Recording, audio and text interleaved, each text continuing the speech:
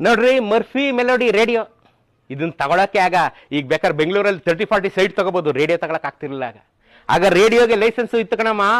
Radio ತಗೊಂಡು ಅವಾಗೆಲ್ಲ ಹೆಂಗ್ ಬೇಕು ಹಂಗೆ ನೀವು ಹಾಡು ಕೇಳಂಗಿರಲಿಲ್ಲ ಗುರು. ನೋಡಿಲ್ಲಿ ರೇಡಿಯೋ ಲೈಸೆನ್ಸ್ 15/9/67 ಇಸ್ವಿಲಿ ರೇಡಿಯೋಕ್ಕೊಂದು ಲೈಸೆನ್ಸ್ ತಗೊಂಡಿದ್ದಾರೆ ಮನೆಯವರು, ಕೊಟ್ಟಿ ಶ್ರೀನಿವಾಸರಾಯರ ಮನೆಯವರು. ನೋಡ್ರಿ ಇಲ್ಲಿ ಪ್ರತಿ ವರ್ಷ ರಿನ್ಯೂ ಮಾಡಿಸ್ಬೇಕು, ಇಲ್ದೇ ಬಂದು ರೇಡಿಯೋ ತಗೊಂಡು ಹೋಗ್ಬಿಡೋರು ಗುರು, ಸೀಸ್ ಮಾಡ್ಬಿಡೋರು ರೇಡಿಯೋನ. ಹೆಂಗಿತ್ತು ಪ್ರಪಂಚ, ಭಾಳ ಕಷ್ಟ ಇತ್ತು ರೀ. ಈಗ ನಿಮಗೆ ದಿಕ್ಕು ಇಲ್ಲ ದೆಸೆನೂ ಇಲ್ಲ, ನಿಮ್ಗೆ ಹೇಳೋರು ಇಲ್ಲ ಕೇಳೋರು ಇಲ್ಲ, ಹಂಗೆ ಅಲಿತಿದ್ದೀರಿ ಈಗ. ನೋಡ್ರಿ ರೇಡಿಯೋಗೂ ಲೈಸೆನ್ಸು. ನೋಡ್ರಿ ಅವ್ರ ಘೋಷವಾಕ್ಯ ಏನಿತ್ತು ಆಕಾಶವಾಣಿಯವ್ರದ್ದು, renew early to avoid the queue.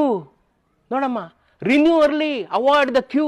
Radio licence renew ಮಾಡೋಕ್ಕೆ ಕ್ಯೂ ಕಣ್ರಿ, ಕ್ಯೂ. ಎಂತೆಂಥ ಸೀನಿಯರ್ಸ್ ಹೆಂಗೆ ಎಂಜಾಯ್ ಮಾಡೋರು ನೋಡ್ರಿ. ನೋಡಮ್ಮ, renew early and avoid the queue. ನೋಡ್ರಿ ಅದಕ್ಕೆ ಗೋಲ್ಡನ್ ಕಾಲ ಅನ್ನೋದು ನಮ್ಮ ಕಾಲನ, ಗೋಲ್ಡನ್ ಪೀರಿಯಡ್ ಕಣ್ರಿ. ಈಗೇನ್ರಿ ಎಲ್ಲ ಮೊಬೈಲ್